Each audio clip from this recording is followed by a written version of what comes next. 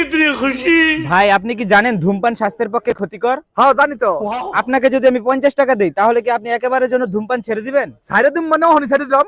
এই নিন ভাই। रुको जरा। গাইস আমরা এভাবেই চাইলে 50 টাকার বিনিময়ে মানুষকে ধূমপান থেকে বিরত রাখতে পারি। ভাই আমার এক প্যাকেট সিগারেট দেন তো।